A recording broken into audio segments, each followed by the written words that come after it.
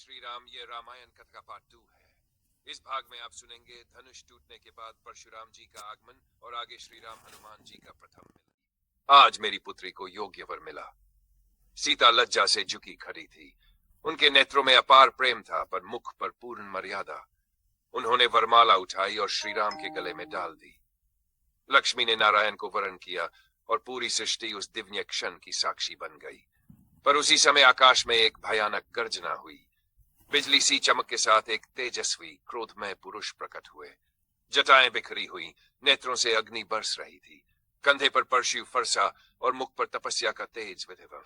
उनकी वाणी गूंज उठी, किसने मेरे आराध्य महादेव के धनुष को तोड़ने का साहस किया है? सभा सन्न हो गई।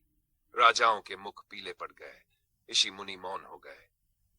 राजा जनक कांपते स्वर में बोले, हे महावीर, ये कार्य अयोध्या के राजकुमार दशरथनंदन श्री राम ने किया है। परशुराम की दृष्टि सीधे राम पर जा टिकी। उनकी आंखों में क्रोध की ज्वाला थी। वे आगे बढ़े और बोले, यदि तुमने शिव का धनुष तोड़ा है तो यह विष्णु धनुष लो।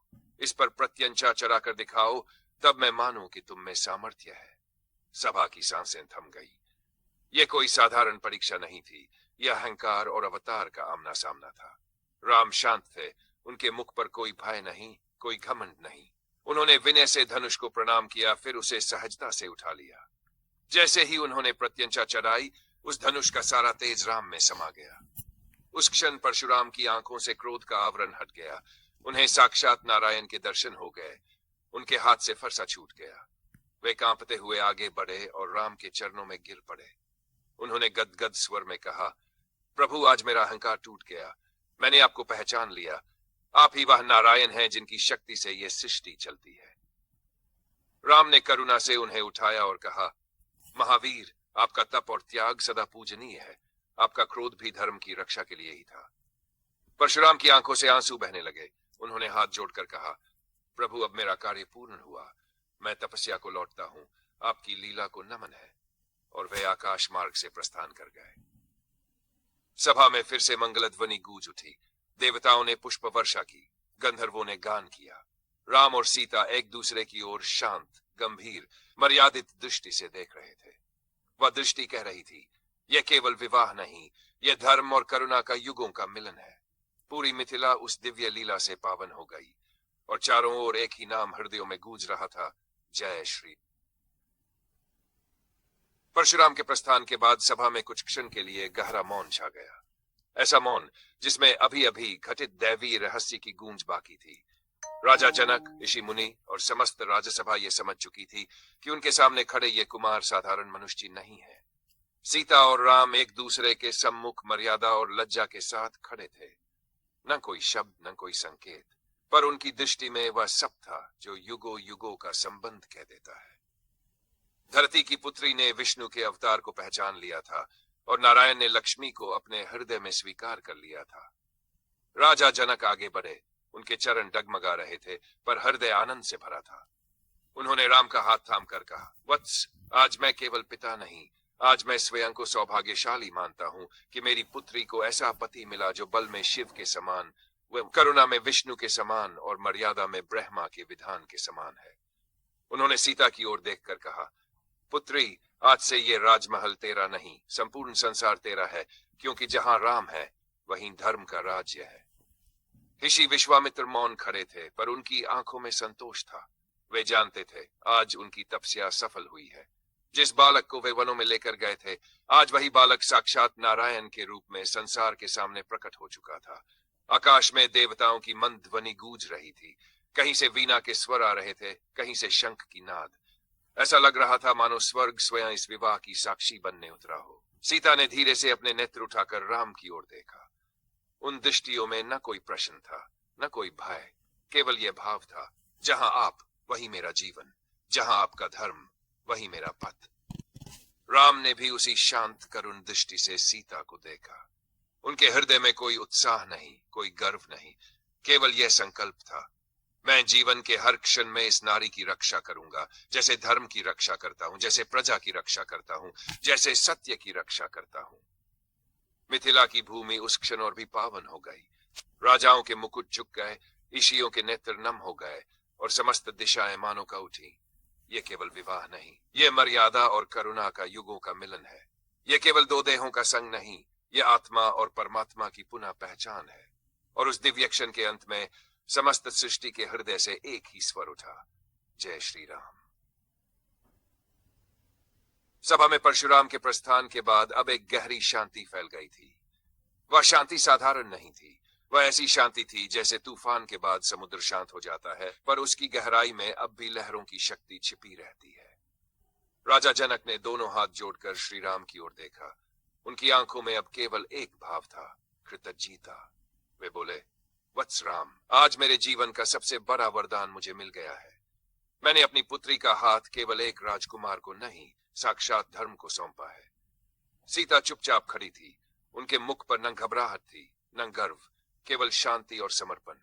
जैसे पृथ्वी आकाश से कह रही हो, मैं तैयार हूं तेरे साथ हर ऋतु, हर तूफान, हर अग्नि परीक्षा के लिए।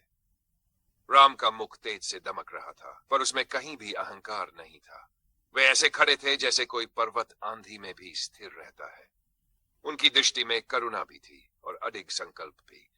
ऋषि विश्वामित्र ने आगे बढ़कर राम के मस्तक पर हाथ रखा और कहा, वत्स, आज शिव का धनुष टूटा, कल अहंकार टूटेगा और परसों अधर्म टूटेगा। तेरा जीवन इन्हीं टूटनों के बीच धर्म को जोड़ने की कथा बनेगा। सभा में बैठे राजाओं को अब यह स्पष्ट दिखने लगा था कि यह विवाह केवल मिथिला और अयोध्या का संबंध नहीं, ये पृथ्वी और स्वर्ग का संगम है। गंधर्वों का गान मंद स्वर में बहने लगा। वायु में चंदन और पुष्पों की सुगंध फैल गई। ऐसा प्रतीत हो रहा था मानो देवता स्वयं आकाश में खड़े होकर इस दिव्य युगल को निहार रहे हों। सीता ने धीरे से राम के चरणों की ओर दृष्टि झुकाई। वह दृष्टि कह रही थी, आज से मेरा धर्म, मेरी मर्यादा, मेरा पद सब आप है। राम के हृदय में भी एक मौन व्रत जाग उठा। यह नारी केवल मेरी पत्नी नहीं, यह मेरी तपस्या का फल है, मेरे जीवन की मर्यादा है और मेरे हर कर्तव्य की प्रेरणा है। चारों दिशाओं में एक अदृश्य गूंज फैल गई, शंख की सी, ओंकार की सी, जैसे सृष्टि स्वयं कह रही हो, अब धर्म को उसका आधार मिल गया है, अब मर्यादा को उसका स्वरूप मिल गया है। अब राम और सीता के रूप में करुणा और सत्य धरती पर साथ साथ चलेंगे। और उस दिव्य क्षण के अंत में मौन में भी जो शब्द गूंज रहा था वह यही था, जय श्री राम। मिथिला की सभा अब केवल राजाओं की सभा नहीं रही थी, वह धर्म की साक्षी बन चुकी थी। शिवधनुष का टूटना, परशुराम का शांत होना और राम सीता का मौन मिलन, इन सब के बाद वातावरण में एक अद्भुत पवित्रता छा गई थी। राजा जनक ने वैदिक मंत्रों के साथ विवाह की विधि आरंभ कराई। अग्नि प्रज्वलित की गई। उस अग्नि में केवल लकड़ी नहीं जल रही थी, उसमें दो युगों की प्रतिज्ञाएं एक दूसरे से जुड़ रही थी। राम और सीता अग्नि के समक्ष बैठे। सीता के मुख पर लज्जा, नेत्रों में श्रद्धा और हृदय में अडिग विश्वास था। राम के मुख पर शांति, नेत्रों में करुणा और हृदय में धर्म का अटल संकल्प। ऋषियों ने मंत्रोच्चारण किया, स्वाहा स्वाहा, और हर आहुति के साथ मानो सृष्टि स्वयं साक्षी बन रही थी। अग्नि की लपटों में देवताओं के रूप दिखाई दे रहे थे। ब्रह्मा सृष्टि की मर्यादा को देख रहे थे, विष्णु अपने ही अवतार को, और महादेव उस धनुष के टूटने के बाद अपने शिष्य राम की परीक्षा पूरी होते देख मौन मुस्कान में थे। सीता ने अग्नि की परिक्रमा करते हुए मन ही मन कहा, हे प्रभु, जिस पथ पर ये चलेंगे वही मेरा पथ होगा। वन हो या राजमहल, सुख हो या कष्ट, मैं इनकी छाया बनकर चलूंगी। राम के हृदय में भी एक मौन व्रत जागा। इस नारी की रक्षा मैं अपने प्राणों से भी अधिक करूंगा। जैसे प्रजा की करता हूं, जैसे धर्म की करता हूं, वैसे ही इस जीवन संगिनी की भी। जब अग्नि की 7 परिक्रमा पूर्ण हुई तो वह केवल विवाह नहीं था, वह वचन था, त्याग का, मर्यादा का और साथ निभाने का हर परिस्थिति में। आकाश से पुष्पों की वर्षा हुई। देवताओं ने कहा, आज पृथ्वी पर धर्म को उसकी अर्धांगिनी मिल गई। सीता और राम ने एक दूसरे की ओर देखा। उस दृष्टि में न कोई वासना थी, न कोई अधिकार, केवल कर्तव्य, केवल विश्वास, केवल समर्पण। मिथिला की धरती धन्य हो उठी। राजा जनक की आंखों से आनंद के आंसू बह निकले। उन्होंने दोनों को आशीर्वाद देते हुए कहा, आज से तुम केवल पति पत्नी नहीं, तुम मर्यादा और करुणा के सजीव स्वरूप हो। और उस क्षण पूरा ब्रह्मांड जैसे एक ही नाम में डूब गया, जय श्री राम।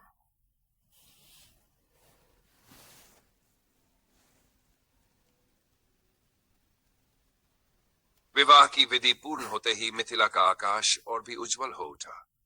ढोल, मृदंग, शंख और वीणा की मधुर ध्वनि चारों दिशाओं में गूंजने लगी। राजा जनक की आंखों से आनंद के अश्रु बह रहे थे। वे बार बार राम और सीता को निहारते, मानो अपने जीवन की सबसे बड़ी तपस्या का फल आज प्रत्यक्ष देख रहे हो। माता सुनैना ने सीता को हृदय से लगाकर कहा, पुत्री, आज तू केवल मेरी बेटी नहीं, संपूर्ण संसार की मर्यादा बन गई है। सीता ने चरण स्पर्श कर मौन आशीर्वाद लिया। उनकी आंखों में न गर्व था, न भय, केवल यह भाव कि जहां राम वहीं उनका लोक, जहां राम वहीं उनका धर्म। राम शांत खड़े थे, उनके मुख पर वही सौम्य तेज, वही करुण मुस्कान। राजाओं और ऋषियों के नमन को वे ऐसे स्वीकार कर रहे थे जैसे कोई सेवक अपने कर्तव्य को स्वीकार करता है, न कि कोई विजेता अपनी विजय को। चारों भाइयों के विवाह भी विधि विधान से संपन्न हुए। सभा में एक अद्भुत दृश्य था। चारों युगल अग्नि के सामने चारों दिशाओं की मर्यादा के सजीव स्तंभ बनकर खड़े थे। किसी के मुख पर अहंकार नहीं, किसी के हृदय में कोई स्पर्धा नहीं, केवल प्रेम, केवल समर्पण, केवल धर्म। रात्रि को मिथिला दीपों से जगमगा उठी, प्रत्येक द्वार पर दीपक, प्रत्येक हृदय में उत्सव। आकाश में चंद्रमा मानो मुस्कुरा रहा था और तारों की पंक्तियां जैसे आशीर्वाद दे रही हो। यह मिलन अमर है। सीता अपने कक्ष में बैठी, उनके हाथों की मेहंदी में राम का नाम मौन रूप से अंकित था। उन्होंने खिड़की से बाहर देखा, शांत आकाश, शीतल वायु, और मन में एक ही भाव, अब जीवन का हर पथ इन्हीं के साथ तय करना है, सुख हो या परीक्षा। उधर राम भी एक क्षण के लिए मिथिला की शांत रात्रि को निहार रहे थे। उनके भीतर कोई उत्साह नहीं, कोई चंचलता नहीं, केवल यह दृढ़ निश्चय कि यह विवाह सिर्फ दो देहों का नहीं, दो कर्तव्यों का संग है, दो व्रतों का बंधन है, और उस बंधन को वे प्राणों से भी अधिक निभाएंगे। रात्रि की नीरवता में मानो सृष्टि स्वयं मौन स्वर में कह रही हो, अब धरती पर धर्म और करुणा साथ साथ चलेंगे। और उस शांति में हृदयों के भीतर जो नाम गूंज रहा था वह एक ही था, जय श्री राम।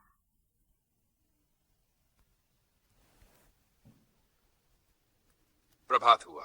मिथिला की गलियों में सूरज की किरणें फैलते ही फूलों की सुगंध और वेद मंत्रों की ध्वनि एक साथ बहने लगी। विवाह के बाद की यह पहली सुबह थी, पर वह साधारण सुबह नहीं, वह दो युगों के मिलन की साक्षी बनी हुई थी। सीता ने नेत्र खोले, उनकी दृष्टि सबसे पहले अपने आराध्य राम के चरणों पर गई। मन में कोई संकोच नहीं, कोई भय नहीं, केवल यह भाव कि अब उनका जीवन इन चरणों की छाया में ही पूर्ण है। उधर राम ने भी मौन भाव से आकाश की ओर देखा। उनके हृदय में कोई उत्सव नहीं, कोई अभिमान नहीं, केवल यह शांति कि ईश्वर ने उन्हें कर्तव्य निभाने के लिए एक सहचरी दी है जो हर मार्ग में उनके साथ चलने को तत्पर है। राजा जनक दरबार में आए। उन्होंने दोनों को देखकर कहा, वत्सो, आज से तुम केवल पति पत्नी नहीं, तुम दो कुलों की मर्यादा हो, दो परंपराओं का संगम हो, और इस धरती के लिए धर्म का दीप हो। ऋषि विश्वामित्र ने आशीर्वाद दिया, राम तुम्हारा जीवन त्याग की कथा बनेगा, सीता तुम्हारा जीवन सहनशीलता की अमर मिसाल बनेगा, और जब ये दोनों साथ चलेंगे तो संसार को धर्म का सही अर्थ समझ में आएगा। सीता ने विनम्रता से कहा, गुरुदेव, जहां स्वामी का धर्म वही मेरा धर्म, जहां उनका पथ वही मेरा पथ। राम ने शांत स्वर में उत्तर दिया, और जहां तुम्हारा विश्वास वही मेरी शक्ति। मिथिला की धरती उस क्षण और भी पवित्र हो गई। देवताओं ने मौन में ही पुष्प वृष्टि की, गंधर्वों के स्वर हवा में घुल गए। यह केवल विवाह के बाद का दिन नहीं था, यह उस जीवन यात्रा की शुरुआत थी जिसमें सुख भी आएगा, कठोर परीक्षा भी आएगी, वन का कष्ट भी आएगा और अग्नि की तपन भी, पर हर परिस्थिति में एक ही नाम, एक ही व्रत और एक ही साथ रहेगा, राम और सीता।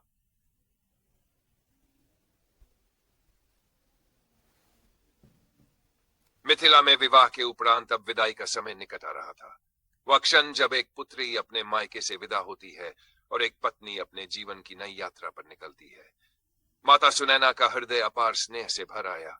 उन्होंने सीता को अपने हृदय से लगाकर कहा, पुत्री, आज से तेरा घर अयोध्या है, तेरा धर्म, तेरा सुख उनके सुख में और तेरा दुख उनके दुख में है। सीता की आंखों से आंसू बहने लगे, पर मुख पर कोई असमंजस नहीं था। उन्होंने मां के चरणों में झुककर कहा, माता, आपने मुझे धर्म सिखाया है, अब वही धर्म मेरे जीवन का पथ बनेगा। राजा जनक भी अपनी पुत्री को निहारते हुए भावुक हो उठे। उन्होंने राम का हाथ थामकर कहा, वत्स, आज मैं अपनी आंखों की रोशनी तुम्हारे हाथों सौंप रहा हूं, इसकी रक्षा प्राणों से भी बढ़कर करना। राम ने विनम्रता से कहा, राजन, आपकी पुत्री नहीं, आपकी अमानत नहीं, यह तो मेरी आत्मा का अंश है। जहां तक मेरा प्राण रहेगा, इनकी मर्यादा अक्षुण्ण रहेगी। सीता रथ में बैठी, नगर की स्त्रियां मंगल गीत गाने लगी। शंखनाद हुआ, डोल बजे और रथ अयोध्या की ओर चल पड़ा। मार्ग में देवता आकाश से पुष्प वर्षा करते रहे। वायु सुगंधित हो गई, नदियां शांत बहने लगी, मानो संपूर्ण प्रकृति इस दिव्य दंपति का स्वागत कर रही हो। अयोध्या की सीमा पर राजा दशरथ उत्सुक नेत्रों से प्रतीक्षा कर रहे थे। जैसे ही उन्होंने राम और सीता को आते देखा, उनकी आंखों में आनंद के आंसू छलक पड़े। माता कौशल्या आगे बढ़ी, सीता को हृदय से लगाकर बोली, आज मेरी कोख धन्य हुई, आज लक्ष्मी स्वयं मेरे आंगन में आई है। सीता ने चरण स्पर्श कर विनम्रता से कहा, माता, आपकी सेवा ही मेरा सौभाग्य है। संपूर्ण अयोध्या दीपों से जगमगा उठी। हर घर में मंगल, हर मुख पर प्रसन्नता और हर हृदय में एक ही भावना, अब मर्यादा और करुणा एक साथ इस नगर में राज करने आई है।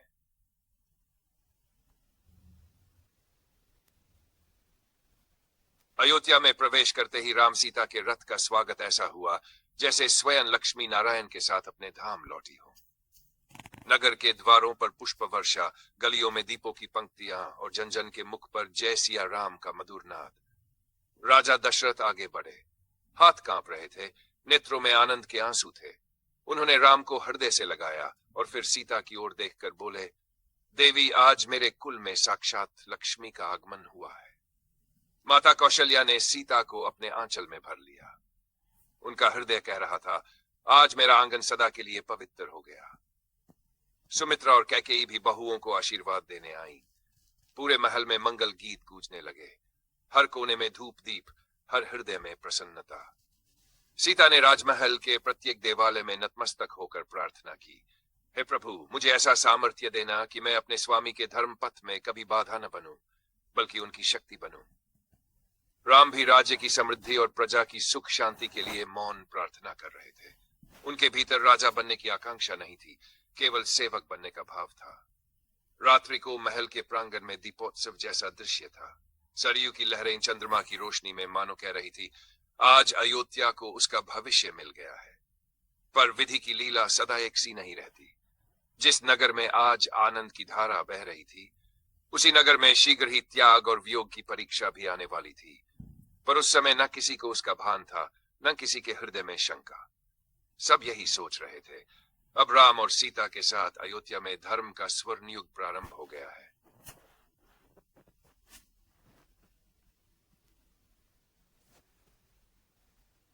अयोध्या में दिन बीतते गए। राम और सीता के आगमन से राजमहल ही नहीं, संपूर्ण नगरी का वातावरण बदल गया था। जहां राम के चरण पड़ते, वहां शांति स्वतः उतर आती।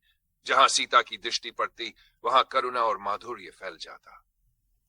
प्रातःकाल सरयू के तट पर दोनों प्रार्थना के लिए जाते।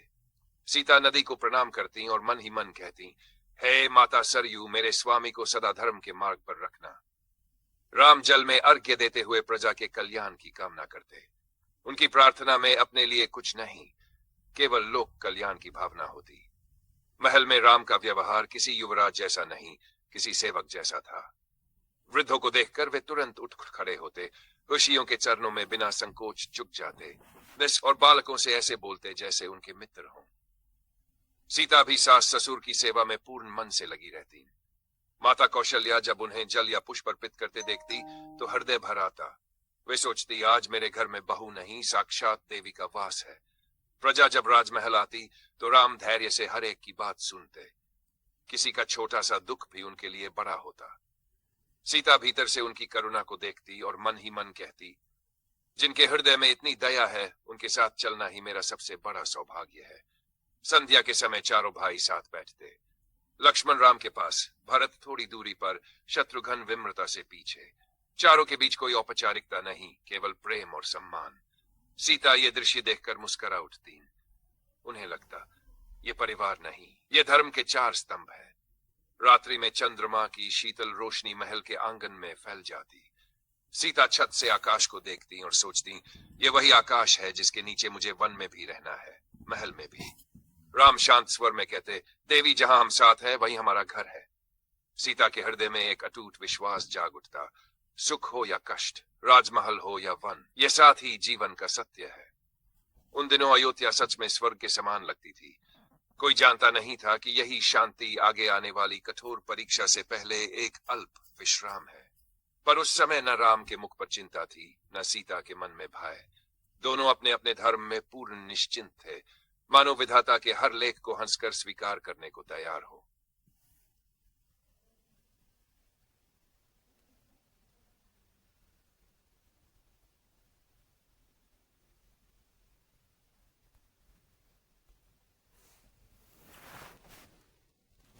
समय अपनी गति से आगे बढ़ रहा था।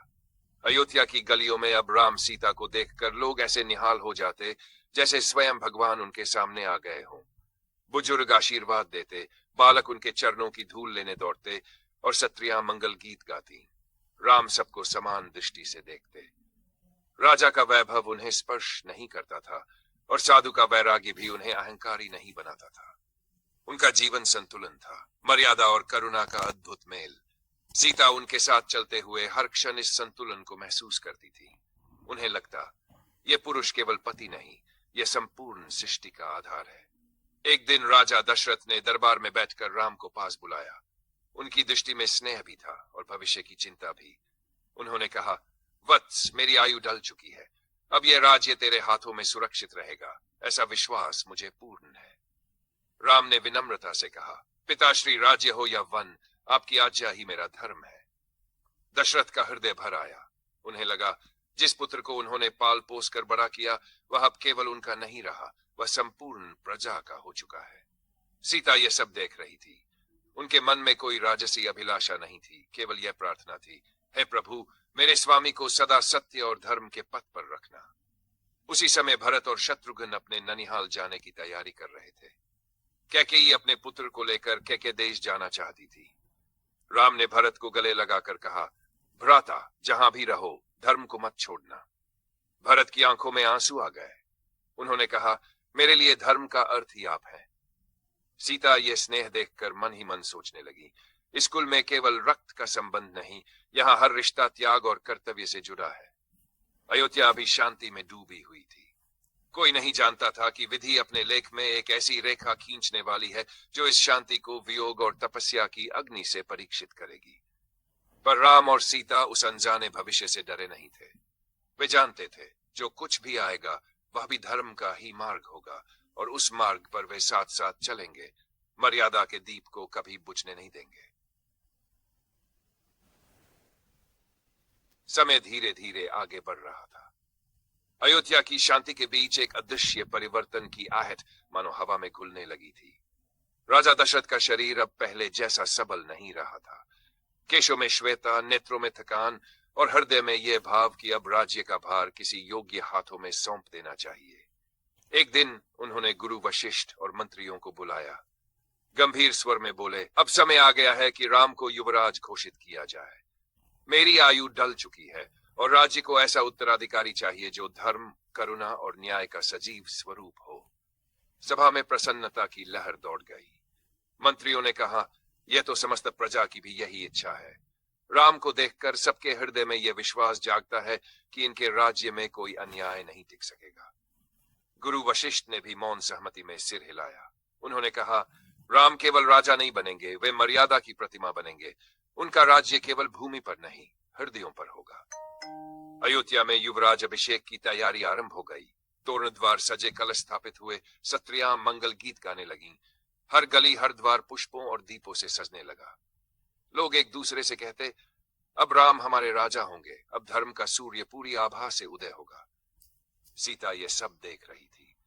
उनके हृदय में न गर्व था, न उल्लास का उफान, केवल यह भाव था कि अब उनके स्वामी पर और भी बड़ा दायित्व आने वाला है। उन्होंने मन ही मन प्रार्थना की, हे प्रभु, मेरे स्वामी को सदा सत्य के मार्ग पर स्थिर रखना। राज्य का भार उनकी करुणा को थोर न बना दे। राम को जब यह समाचार मिला तो उनके मुख पर न तो विशेष प्रसन्नता थी, न कोई उतावली। उन्होंने केवल इतना कहा, पिताश्री की आज्ञा मेरे लिए सर्वोपरि है।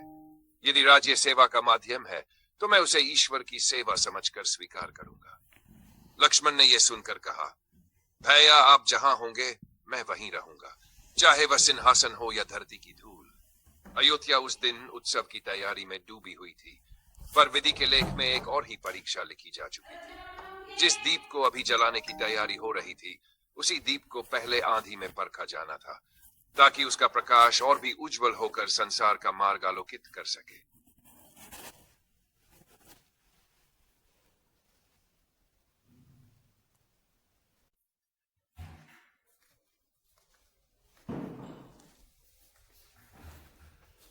अयोध्या में युवराज अभिषेक की तैयारियां अब अपने चरम पर पहुंच चुकी थी। राजमहल के प्रांगण में वेदी सजी थी, कलशों में पवित्र जल भरा गया था, गुरु वशिष्ठ मंत्रों का उच्चारण कर रहे थे। नगर की स्त्रियां मंगल गीत गा रही थी। आज रघुकुल का दीप सिंहासन पर बैठेगा, आज धर्म का सूर्य पूरा प्रकाश फैलाएगा। प्रजा के हृदय में अद्भुत उत्साह था। बूढ़े कहते, हमने कई राजा देखे, पर राम जैसा कोई नहीं। युवक कहते, इनके राज्य में अन्याय का नाम भी न रहेगा। बालक कहते, हमारे राजा तो सबसे दयालु है। सीता ने अपने कक्ष में पूजा की थाली सजाई। उन्होंने दीप जलाया और मन ही मन प्रार्थना की, हे प्रभु, मेरे स्वामी को राजा नहीं, सेवक बनाए रखना। उनके मन में कभी भी अहंकार न आने पाए। राम भी सरयू के तट पर मौन होकर बैठे थे। वे जल में अर्घ्य देते हुए केवल यही कामना कर रहे थे, यदि मुझे राज्य मिले तो वह धर्म की सेवा के लिए हो, यदि न मिले तो वह भी आपकी ही इच्छा है। इधर महल के भीतर एक और ही कथा चुपचाप आकार ले रही थी। कैकेयी के कक्ष में मंथरा ने प्रवेश किया। उसकी आंखों में चालाकी की चमक थी और वाणी में विष का सा प्रभाव। उसने कहा, रानी, क्या तुम जानती हो कि कल राम का युवराज अभिषेक है? कैकेयी पहले तो प्रसन्न हुई। उन्होंने सोचा, यह तो शुभ है, राम योग्य है। पर मंथरा ने धीरे धीरे उनके मन में शंका का बीज बोया। और भरत, क्या वह सदा राम का सेवक बनकर रहेगा? क्या तुम्हारा पुत्र सिंहासन से वंचित रह जाएगा? कैकेयी का मन डगमगाया। मातृत्व का मोह धीरे धीरे उनके विवेक पर छाने लगा। मंथरा ने पुराने वरदानों की याद दिलाई। राजा ने तुम्हें 2 वर दिए थे, आज वही समय है उन्हें मांगने का। कैकेयी की आंखों में संघर्ष उभर आया। एक ओर धर्म, दूसरी ओर पुत्र मोह। मन के भीतर तूफान उठने लगा। उसी अयोध्या में जहां अभी दीप सज रहे थे, जहां मंगल गीत गूंज रहे थे, वहीं किसी कक्ष में विधि एक ऐसी परीक्षा लिख रही थी जो राम की मर्यादा, सीता के त्याग, लक्ष्मण की भक्ति और भरत की निष्कलंक निष्ठा सबको अग्नि में तपाने वाली थी। पर उस क्षण राम को कुछ भी ज्ञात न था। वे शांत थे, स्थिर थे, जैसे समुद्र तूफान से पहले निस्तब्ध हो जाता है।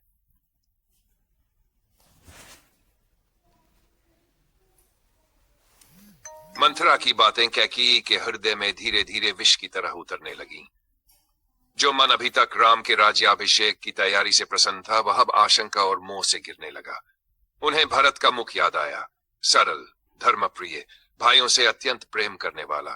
पर मंथरा बार बार कह रही थी, रानी, आज नहीं तो कल राम ही राजा होंगे और भरत सदा उनकी छाया बनकर रह जाएगा। मां होने के नाते तुम्हारा कर्तव्य है कि अपने पुत्र का भविष्य सुरक्षित करो। कैकेयी का मन 2 दिशाओं में खिंचने लगा। एक ओर रघुकुल का धर्म, दूसरी ओर पुत्र का मोह। उनके भीतर एक भयंकर द्वंद्व चल रहा था। अंत मंथरा की बातों ने उनके विवेक को ढक लिया। वे कोपवन में चली गई, आभूषण उतार दिए, केश बिखेर लिए और भूमि पर लेट गई। उनका हृदय कठोर हो चुका था, पर भीतर कहीं एक कोमल मां अब भी रो रही थी। उधर राजा दशरथ उत्साह से भरे हुए कैकेयी के कक्ष में आए। उन्होंने सोचा, आज राम का अभिषेक है, सबसे पहले कैकेयी को यह शुभ समाचार दूं। पर जैसे ही उन्होंने कोपभवन का दृश्य देखा, उनके हृदय में अशुभ की शंका उठी। वे व्याकुल होकर बोले, देवी, यह क्या दशा है? किसने तुम्हें दुखी किया? कैकेयी ने मुख फेर लिया। दशरथ ने बार बार पूछा विनय की, पर कैकेयी मौन रही। अंततः मंथरा ने इशारों में सब कुछ बता दिया। दशरथ ने कैकेयी से कहा, जो भी तुम्हारे मन में है निसंकोच कहो। रघुकुल के राजा का वचन कभी अस्त्य नहीं होता। तभी कैकेयी ने वह वाक्य कहा जिसने अयोध्या के भाग्य की दिशा बदल दी। राजन, आपने मुझे कभी 2 वर देने का वचन दिया था, आज मैं वही वर मांगती हूं। दशरथ ने बिना सोचे कहा, मांगो, तुम्हारी इच्छा मेरे लिए आदेश है। तभी कैकेयी ने कठोर स्वर में कहा, पहला वर, भरत को अयोध्या का राजा बनाया जाए। दूसरा वर, राम को 14 वर्षों के लिए वनवास दिया जाए। ये शब्द दशरथ के हृदय पर वज्र की तरह गिरे। उनकी आंखों के सामने अंधकार छा गया। मुख से शब्द नहीं निकले, पांव कांपने लगे और वे भूमि पर बैठ गए। वे विलाप करने लगे, देवी, तुम क्या कह रही हो? राम के बिना यह अयोध्या कैसे जीवित रहेगी? और मैं अपने प्राण प्रिय पुत्र को वन में कैसे भेजूंगा? पर कैकेयी का मन अब कठोर हो चुका था। उन्होंने कहा, राजन, आपने वचन दिया है। रघुकुल में वचन का पालन प्राणों से भी बड़ा है। दशरथ भीतर से टूट चुके थे। वे जानते थे राजा होने से पहले वे रघुकुल के वंशज है और रघुकुल का धर्म है वचन की रक्षा। कांपते हाथों से उन्होंने राम को बुलवाया। जब राम आए तो पिता को भूमि पर व्याकुल देखकर उनका हृदय द्रवित हो उठा। वे दौड़कर चरणों में बैठ गए। पिताश्री, आप इस प्रकार शोकाकुल क्यों हैं? मुझे आज्ञा दीजिए, मैं आपका दुख दूर करूं। दशरथ कुछ कह न सके। कैकेयी ने ही सारा वृतांत सुनाया, वरदान, भरत का राज्य और राम का वनवास। सभा में सन्नाटा छा गया। लक्ष्मण का मुख क्रोध से लाल हो उठा। सीता की आंखों में अश्रु छलक आए। पर राम शांत खड़े रहे। कुछ क्षण मौन के बाद उन्होंने हाथ जोड़कर कहा, यदि पिता की यही आज्ञा है तो इससे बड़ा सौभाग्य मेरे लिए और क्या हो सकता है? पिता का वचन निभाना मेरा परम धर्म है। दशरथ फूट कर रो पड़े। वत्स, मैं तुझे वन में भेजकर जीवित कैसे रहूंगा? राम ने करुण स्वर में कहा, पिता, आपका वचन ही मेरे लिए तपस्या है। राज्य मिले या वन, आपकी आज्ञा में ही मेरा सुख है। उसी क्षण मर्यादा पुरुषोत्तम का सच्चा स्वरूप समस्त अयोध्या ने देख लिया। राज्य का त्याग, सुख का त्याग, सब कुछ केवल धर्म के लिए।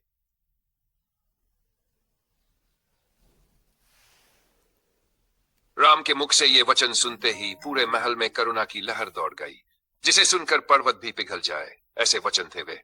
न कोई शिकायत, न कोई रोष, केवल पिता की आज्ञा को ईश्वर की आज्ञा मानकर स्वीकार करने की अटूट निष्ठा। दशरथ का हृदय फटने को हो आया। वे राम के चरणों से लिपटकर रो पड़े। वत्स, तू ही तो मेरी आंखों की रोशनी है, मेरे प्राणों का आधार है। तेरे बिना ये राज्य, ये जीवन सब व्यर्थ है।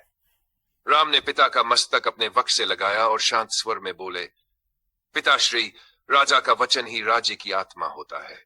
यदि उस वचन की रक्षा में मुझे वन जाना पड़े तो यह मेरा सौभाग्य है। उसी समय लक्ष्मण आगे बढ़े। उनकी आंखों में ज्वाला थी, हाथ कांप रहे थे। वे कैकेयी की ओर देखकर बोले, माता, ये आप क्या कर रही हैं? आप तो हमें मां के समान प्रिय थी। आपके मुख से ऐसे वचन कैसे निकल सकते हैं? पर कैकेयी का हृदय मंथरा के विष से कठोर हो चुका था। उन्होंने कहा, लक्ष्मण, मैंने जो मांगा है वह मेरे अधिकार का वर है। राजा को अपना वचन निभाना होगा। लक्ष्मण राम की ओर मुड़े और बोले, भैया, आप एक शब्द कहें, मैं अभी इस अन्याय को रोक दूं। राम ने गंभीर दृष्टि से लक्ष्मण को देखा। उनकी वाणी में अपार शांति थी। लक्ष्मण, अन्याय तब होता है जब अधर्म का पालन किया जाए। पिता की आज्ञा का पालन कभी अन्याय नहीं होता। सीता ये सब सुन रही थी। उनके नेत्रों से अश्रु बह रहे थे, पर मुख पर दृढ़ता थी। वे आगे आई और बोली, स्वामी, यदि वन आपका मार्ग है तो वही मेरा भी मार्ग है। जहां आप वहीं मैं। राम ने कोमल स्वर में कहा, देवी, वन का जीवन कठोर है, कांटों भरा है, कष्टों से भरा है। सीता ने दृढ़ता से उत्तर दिया, जहां आपके चरण हो वहां कांटे भी पुष्प बन जाते हैं। लक्ष्मण ने भी प्रणाम करके कहा, भैया, आपके बिना एक क्षण भी मैं नहीं रह सकता। आप जहां जाएंगे मैं साथ चलूंगा। अब ये केवल राम का वनगमन नहीं रहा, यह त्याग की त्रिमूर्ति बन चुकी थी। राम का धर्म, सीता का समर्पण, लक्ष्मण की सेवा। उधर राजा दशरथ अपने आप को संभाल न सके। वे बार बार मूर्छित होने लगे। उनके मुख से एक ही वाक्य निकल रहा था, मैंने अपने ही हाथों अपने जीवन का प्रकाश वन में भेज दिया। अयोध्या में यह समाचार आग की तरह फैल गया। जिस नगर में अभी युवराज के अभिषेक की तैयारी थी, वहां अब विलाप और करुण क्रंदन गूंजने लगा। प्रजा दौड़ती हुई महल की ओर आने लगी। सब एक ही प्रश्न कर रहे थे, क्या यह सत्य है? क्या हमारे राम वन जा रहे हैं? और सरयू की लहरें मौन होकर बह रही थी, मानो आने वाले महान त्याग और वियोग की साक्षी बनने को तैयार हो।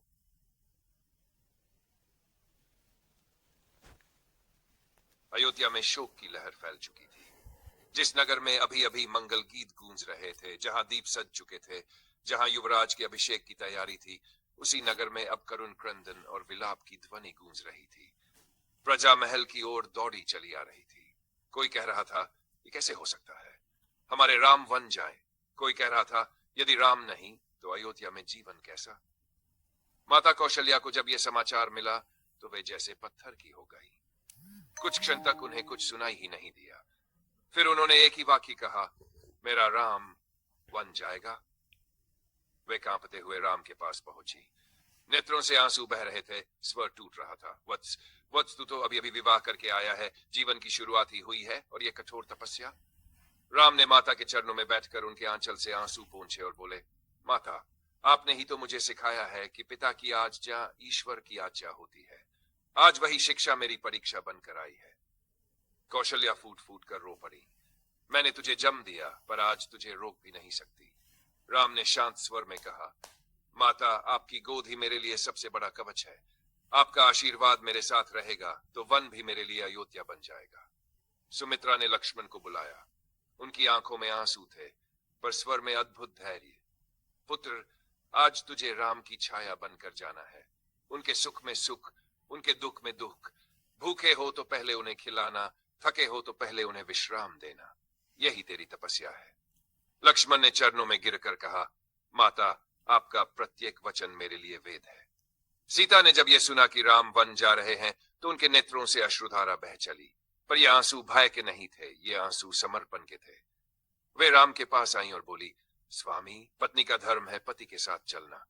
आप जहां जाएंगे वही मेरा लोक होगा।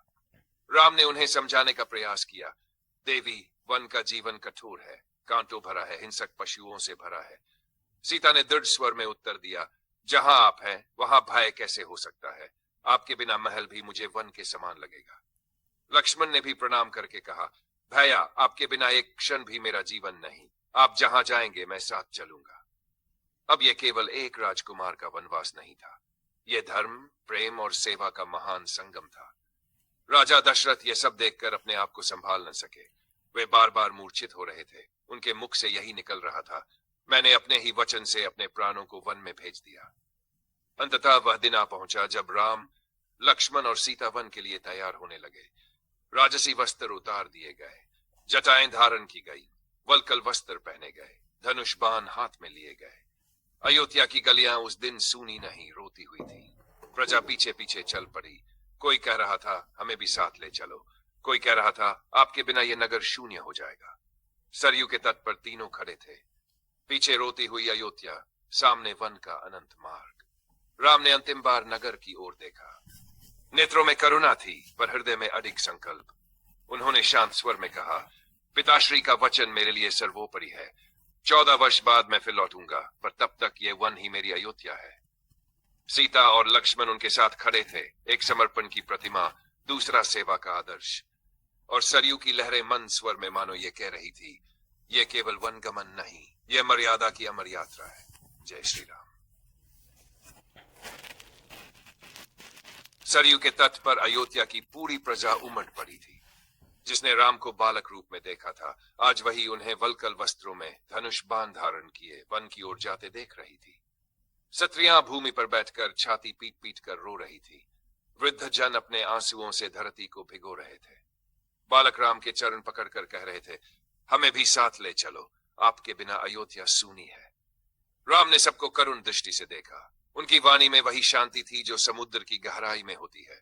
प्रजाजनों, आपका धर्म है अपने अपने कर्तव्य का पालन करना। मेरा धर्म है पिता की आज्ञा का पालन करना। जहां धर्म है वही मैं हूं। सीता चुपचाप खड़ी थी, नेत्रों में अश्रु, पर मुख पर अडिग निश्चय। वे जानती थी, आज से उनका जीवन सुख की सेज नहीं, कांटों का पथ होगा। पर उस पथ पर राम के साथ चलना उन्हें, पिताश्री का वचन मेरे लिए सर्वोपरि है। 14 वर्ष बाद मैं फिर लौटूंगा, पर तब तक ये वन ही मेरी अयोध्या है। सीता और लक्ष्मण उनके साथ खड़े थे, एक समर्पण की प्रतिमा, दूसरा सेवा का आदर्श। और सरयू की लहरें मंद स्वर में मानो ये कह रही थी, ये केवल वनगमन नहीं, ये मर्यादा की अमर यात्रा है। जय श्री राम। गंगा के तट पर वह रात्रि त्याग और करुणा की साक्षी बनकर बीती। पत्तों की शैया, आकाश की छत और चारों ओर वन का मौन। बीच में बैठे थे राम, सीता और लक्ष्मण। चंद्रमा की शीतल रोशनी जल पर पड़कर मानो चांदी की लकीरें बना रही थी।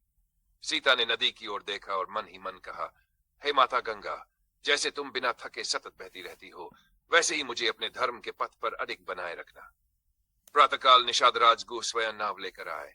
उन्होंने राम के चरण धोए। लोगों ने आश्चर्य से पूछा, राजा होकर तुम ये क्या कर रहे हो? गुह ने कहा, ये मेरे राजा नहीं, ये मेरे प्रभु है। जिन चरणों से धर्म चलता है, उन चरणों की सेवा मेरे लिए सौभाग्य है। राम ने उन्हें गले लगाया और बोले, गुह, तुम्हारा यह प्रेम मेरे लिए राजमहल से भी बढ़कर है। नाव गंगा में चली। सीता मध्य में बैठी, एक ओर राम, दूसरी ओर लक्ष्मण। गंगा की लहरें मानो उनके चरण छूने को उछल उछल कर आ रही थी। ऐसा प्रतीत होता था जैसे स्वयं माता गंगा अपने पुत्र कर का वन की ओर जाते समय आशीर्वाद दे रही हो। पार उतरकर तीनों ने भूमि को प्रणाम किया। गुह ने विदा लेते समय कहा, प्रभु आप जहां रहेंगे वही मेरा राज्य है। राम ने करुण स्वर में कहा, गुह, जहां प्रेम और धर्म है वही मैं हूं। इसके बाद तीनों महर्षि भारद्वाज के आश्रम पहुंचे। ऋषि ने दर्शन पाते ही हर्ष से कहा, आज मेरी तपस्या सफल हुई। स्वयं नारायण मानव रूप में मेरे द्वार पधारे हैं।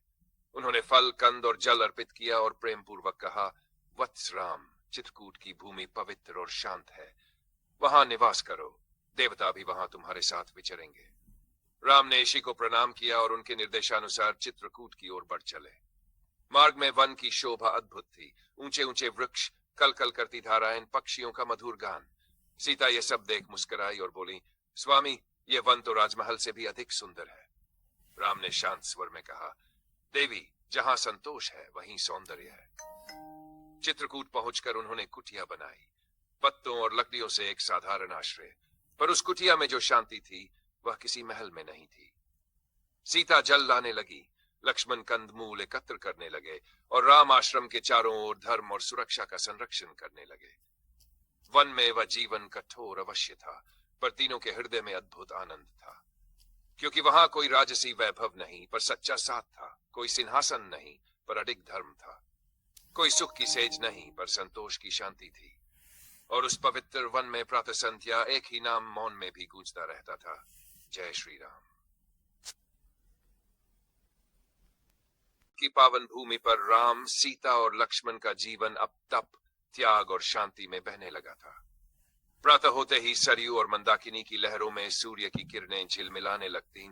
पक्षियों का मधुर कलरव मानो वेद मंत्रों का संगीत बन जाता। सीता प्रातः उठकर कुटिया के सामने भूमि को स्वच्छ करती, फूल चुनकर प्रभु की आराधना करती और मन ही मन कहती, हे नारायण, मेरे स्वामी को सदा धर्म के पथ पर अडिग रखना। लक्ष्मण वन से कंदमूल, फल और जल लाते। वे हर क्षण सजग रहते, दिशाओं की ओर दृष्टि, हाथ में धनुष, हृदय में एक ही संकल्प, जब तक प्राण है भैया और भाभी पर कोई आंच नहीं आने दूंगा। राम आश्रम के समीप ईशियों से मिलते, उनके दुख सुनते और उन्हें आश्वासन देते, अब इस वन में अधर्म नहीं टिकेगा। ईशियों के नेत्रों में आशा का दीप जल उठता। उन्हें लगता साक्षात धर्म स्वयं उनकी रक्षा को आया है। एक दिन मंदाकिनी के तट पर तीनों बैठे थे, शांत जल, हरियाली और दूर पर्वतों की श्रृंखला। सीता ने मुस्कुराकर कहा, स्वामी, ये वन तो कितना सुंदर है, कहीं ये राजमहल से भी अधिक शांत नहीं लगता। राम ने करुण दृष्टि से देखा और बोले, देवी, जहां संतोष और प्रेम है वही सच्चा वैभव है। महल हो या कुटिया, यदि मन शांत है तो वही स्वर्ग है। उसी समय ऋषियों का एक समूह आश्रम में आया। उनके मुख पर भय था। वे बोले, राघव, वन में राक्षस यजी भंग करते हैं, तपस्वियों को सताते हैं, हम आपकी शरण में आए हैं। राम उठ खड़े हुए। उनके नेत्रों में करुणा भी थी और धर्म की ज्वाला भी। उन्होंने कहा, मुनिवरों, जब तक मैं यहाँ हूं आप निडर होकर तपस्या कीजिए, अधर्म का अंत निश्चित है। लक्ष्मण ने धनुष कस लिया। सीता ने मन ही मन प्रार्थना की, हे प्रभु, इनकी रक्षा करना, क्योंकि ये ही संसार की मर्यादा है। चित्रकूट की वायु में अब एक नई ऊर्जा थी। वन, पर्वत, नदी सब मानो ये जान गए थे कि उनके बीच मर्यादा पुरुषोत्तम निवास कर रहे हैं। और इसी पावन भूमि पर भ्रातृ प्रेम की वह अमर लीला घटने वाली थी, जहां भरत अपने त्याग से सिंहासन को भी तृण के समान सिद्ध करेंगे। पर उस क्षण वन की शांति में बस एक ही नाम निरंतर गूंज रहा था, जय श्री राम। चित्रकूट की उस शांत तपोभूमि में दिन बीतते गए। ऋषियों के यज्ञ अब निर्भय होकर होने लगे। वन की वायु में वेद मंत्रों की ध्वनि फिर से गूंजने लगी। राम प्रातः संध्या मुनियों के साथ हवन में बैठते, सीता फूल चुनकर पूजा करती और लक्ष्मण चारों दिशाओं में सतर्क दृष्टि रखे धनुष लिए पहरा देते। वन का जीवन कठिन था, पर तीनों के हृदय में अद्भुत संतोष था। कभी मंदाकिनी के तट पर वे बैठकर डूबते सूर्य को निहारते। लालिमा से रंगा आकाश मानो अग्नि की आरती कर रहा हो। सीता धीरे से कहती, स्वामी, यहाँ कष्ट तो है पर मन में शांति भी है। लगता है जैसे प्रकृति स्वयं हमारी सेवा कर रही हो। राम मुस्कुराकर कहते, देवी, जहां मन शुद्ध होता है वहीं प्रकृति भी मित्र बन जाती है। लक्ष्मण उस दृश्य को देखकर मौन हो जाते। उनके भीतर एक ही भावना रहती, ये जीवन चाहे जितना भी कठिन हो, यदि भैया और भाभी प्रसन्न है तो वही मेरा स्वर्ग है। इधर अयोध्या में सब कुछ बदल चुका था। राजा दशरथ राम के वियोग में दिन प्रतिदिन क्षीण होते जा रहे थे। उनकी आंखों में नींद नहीं, हृदय में शांति नहीं, और मन में बस एक ही नाम, राम राम। वे सरयू के तट पर जाकर आकाश की ओर देखते और कहते, वत्स, क्या तू सुख से है? क्या वन तुझे कष्ट तो नहीं दे रहा? पर उत्तर में केवल नदी की कलकल ध्वनि आती। इसी बीच के देश से भरत और शत्रुघ्न लौट रहे थे। मार्ग में ही उन्हें अयोध्या के वातावरण का कुछ आभास मिलने लगा। लोगों के मुख उदास, नगर में मौन, किसी के चेहरे पर वह पुराना आनंद नहीं। भरत का हृदय अशुभ शंका से भर उठा। उन्होंने शीघ्रता से रथ बढ़ाने को कहा। जब वे अयोध्या पहुंचे तो देखा महल सूना सा है। माता कौशल्या शोक में डूबी है और पिता दशरथ शैया पर अचेत पड़े हैं। भरत दौड़कर गए और पुकारा, पिताश्री, पर उत्तर में केवल करुण निश्वासें थी। तभी उन्हें संपूर्ण कथा ज्ञात हुई। राम का वनवास, सीता और लक्ष्मण का साथ जाना और पिता का टूटता हुआ हृदय। भरत भूमि पर बैठ गए, नेत्रों से अश्रु बहने लगे। उन्होंने कहा, यह राज्य मुझे नहीं चाहिए। जिस सिंहासन के लिए मेरे भ्राता ने वन का कष्ट सहा, वह सिंहासन मेरे लिए कांटों की शैया है। उनका मन तुरंत चित्रकूट की ओर दौड़ पड़ा। उन्होंने निश्चय किया, मैं अभी भैया को लेने जाऊंगा। राज्य उन्हीं का है, अयोध्या उन्हीं की है, मैं तो केवल उनकी सेवा के लिए जन्मा हूं। और उधर चित्रकूट में मंदाकिनी की शीतल धारा कल कल बहते हुए मानो ये संदेश राम तक पहुंचा रही थी। भ्रातृ प्रेम की एक महान लीला शीघ्र ही इस पावन भूमि पर प्रकट होने वाली है। वन, पर्वत, नदी सब साक्षी बनने को तैयार थे, क्योंकि जहां राम है वहां केवल त्याग ही नहीं, भ्रातृत्व की अमर ज्योति भी प्रज्वलित होती है। और इस मौन में भी जो नाम निरंतर गूंज रहा था वह था जय श्री राम। अयोध्या में भरत का हृदय भ्राता के वियोग से जल रहा था। राजमहल, जो कभी आनंद का सागर था, अब शोक का सन्नाटा ओढ़े खड़ा था। राजा दशरथ का शरीर पुत्र वियोग सह न सका और राम राम का स्मरण करते हुए उन्होंने प्राण त्याग दिए। भरत ये सुनकर भूमि पर गिर पड़े। उनकी आंखों से आंसू नहीं, मानो हृदय का रक्त बह रहा था। वे बार बार कह रहे थे, ये सब मेरे कारण हुआ। यदि मैं न होता तो भैया को वन न जाना पड़ता और पिता को यह दुख न सहना पड़ता। माता कौशल्या ने उन्हें उठाकर कहा, पुत्र, यह विधि का विधान है, पर अब तुम्हारा कर्तव्य है कि अपने भ्राता को सम्मान सहित वापस लाओ। भरत ने उसी क्षण चित्रकूट जाने का निश्चय किया। उन्होंने सिंहासन को प्रणाम किया और कहा, जब तक राम नहीं लौटते यह सिंहासन मेरे लिए तिनके के समान है। एक विशाल जनसमूह के साथ भरत चित्रकूट की ओर चले। मार्ग में जहां जहां से गुजरे लोग हाथ जोड़कर कहते, हमें राम चाहिए, राजा नहीं। चित्रकूट पहुंचकर उन्होंने देखा, पर्वतों की गोद में एक छोटी सी कुटिया, सामने मंदाकिनी बह रही है और कुटिया के द्वार पर वल्कल वस्त्रों में धनुष लिए खड़े हैं लक्ष्मण। लक्ष्मण ने भरत को देखकर पहले तो संदेह किया, क्योंकि उन्हें भय था कि कहीं भरत राज्य के लिए न आए हों। पर भरत रथ से उतरते ही भूमि पर गिर पड़े। मस्तक धरती से लगाकर बोले, भैया, मुझे क्षमा कर दीजिए। मैं आपके चरणों में आया हूं, राज्य देने नहीं, राज्य लौटाने। तभी राम कुटिया से बाहर आए। भरत ने उन्हें देखते ही उनके चरणों में गिरकर फूट फूट कर रोना शुरू कर दिया। भैया, यह राज्य आपका है, अयोध्या आपकी प्रतीक्षा कर रही है। पिता की आत्मा को शांति तभी मिलेगी जब आप सिंहासन पर बैठेंगे। राम ने भरत को उठाया, हृदय से लगा लिया और बोले, भ्राता, पिता की आज्ञा मेरे लिए सर्वोपरि है। 14 वर्ष पूर्ण होने से पहले मैं अयोध्या नहीं लौट सकता। भरत रोते हुए बोले, तो मैं भी अयोध्या नहीं लौटूंगा, मैं यहीं आपके चरणों में रहूंगा। राम ने शांत स्वर में कहा, नहीं भरत, तुम्हारा धर्म है अयोध्या जाकर राज्य की रक्षा करना। तुम मेरे प्रतिनिधि बनकर राजकाज संभालो। भरत ने हाथ जोड़कर कहा, यदि ऐसा ही है तो मुझे आपकी चरण पादुका दे दीजिए। मैं उन्हें सिंहासन पर रखकर आपके नाम से राज्य चलाऊंगा। राम की आंखों में करुणा और प्रेम एक साथ छलक उठा। उन्होंने अपनी पादुकाएं उतारी और भरत को देते हुए कहा, इनमें मेरा नहीं, धर्म का प्रतीक है। इन्हें अयोध्या की गद्दी पर रखकर न्याय से राज्य करना। भरत ने पादुकाएं मस्तक से लगाई। उनके लिए वह सिंहासन नहीं, पूजा स्थान बन गया। चित्रकूट की वह भूमि भ्रातृ प्रेम से पावन हो उठी। सीता की आंखों में आंसू थे, लक्ष्मण का मस्तक झुका हुआ था और राम का मुख मर्यादा और करुणा से दमक रहा था। और उस क्षण समस्त दिशाओं में एक ही भाव गूंज रहा था, ऐसा प्रेम, ऐसी मर्यादा, ऐसा त्याग केवल राम के कुल में ही संभव है। जय श्री राम।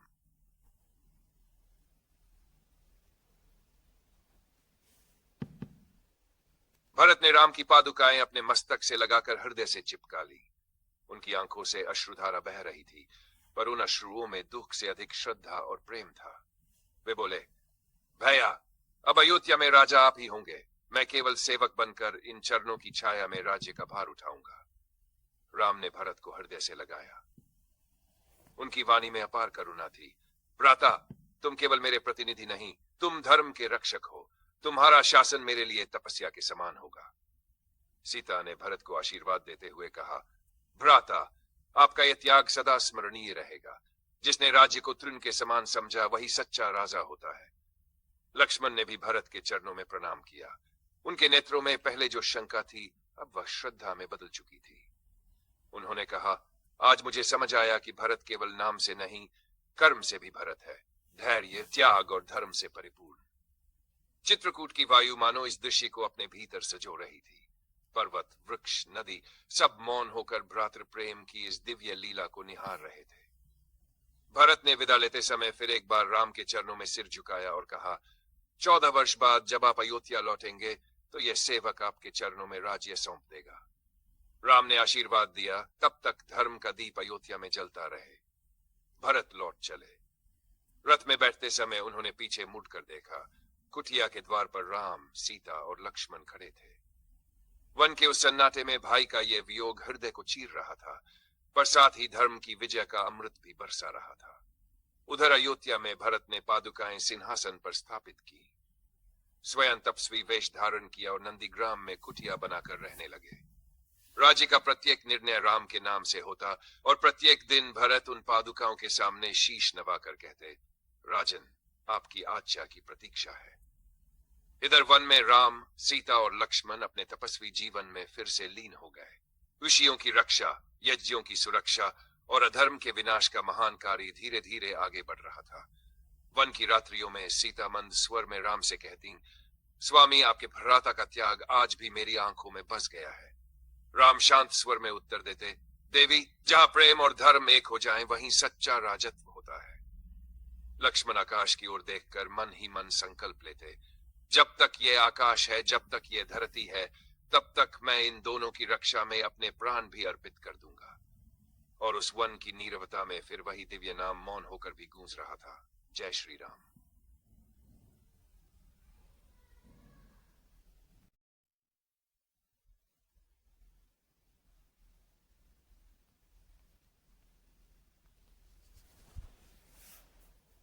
चित्रकूट से भरत के लौट जाने के बाद वन फिर से शांत हो गया, पर वह शांति अब साधारण नहीं थी। उसमें त्याग की सुगंध थी, भ्रातृ प्रेम की गूंज थी और मर्यादा की अमित छाया थी। राम, सीता और लक्ष्मण फिर से अपने तपस्वी जीवन में लीन हो गए। प्रातः होते ही मंदाकिनी के जल से स्नान, ऋषियों के साथ यज्ञ और दिन भर वन की रक्षा का कार्य। सीता कुटिया को पवित्र रखती, फूल चुनती, ऋषियों की सेवा करती और हर कार्य में अपने स्वामी के साथ धर्म का पालन करती। एक दिन महर्षि अत्रि और माता अनसुया उनकी कुटिया पर पधारे। माता अनसुया ने सीता को हृदय से लगाकर कहा, पुत्री, तू केवल पत्नी नहीं, तू पतिव्रता धर्म की जीवित प्रतिमा है। उन्होंने सीता को दिव्य वस्त्र और आभूषण दिए और आशीर्वाद दिया, तेरा तेज सदैव अमर रहेगा। ऋषि अत्रि ने राम से कहा, वत्स, दंडकारण्य में अनेक मुनि राक्षसों के अत्याचार से पीड़ित हैं, वे सब तुम्हारी प्रतीक्षा कर रहे हैं। राम ने हाथ जोड़कर कहा, मुनिवर, जहां अधर्म है वहां धर्म का पहुंचना स्वयं प्रभु की इच्छा है, मैं अवश्य वहां चलूंगा। कुछ समय बाद तीनों ने चित्रकूट का त्याग किया और गहन वन की ओर बढ़ चले। दंडकारण्य का मार्ग कठिन था, घने वृक्ष, कर्कश लताएं, जंगली पशुओं की गर्जना और अज्ञात भय। पर राम के चरण जहां पड़ते वहां भय शांति में बदल जाता। सीता मार्ग में वन की शोभा देखकर कहती, स्वामी, ये वन कितना भव्य है, प्रकृति भी मानो आपके चरणों में नतमस्तक हो रही है। राम मुस्कुराकर कहते, देवी, प्रकृति भी धर्म को पहचानती है। लक्ष्मण हर क्षण सतर्क रहते। धनुष तना हुआ, दृष्टि चारों ओर, हृदय में एक ही संकल्प, भैया और भाभी की रक्षा मेरे प्राणों से भी पहले है। दंडकारण्य में पहुंचकर ऋषियों का एक समूह उनसे मिलने आया। उनके मुख पर वर्षों का दुख, आंखों में भय। वे बोले, राघव राक्षस हमारे यज्ञ नष्ट करते हैं, तपस्या भंग करते हैं और निर्दोष मुनियों की हत्या करते हैं। अब केवल आप ही हमारी शरण है। राम ने करुणा से कहा, जब तक मैं यहां हूं, अधर्म का सिर उठ नहीं सकेगा। आप निडर होकर